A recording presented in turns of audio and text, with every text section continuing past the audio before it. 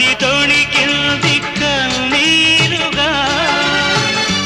మన ప్రతి సంగమం ఎంత హృదయంగమం మన ప్రతి సంగమం ఎంత హృదయంగమం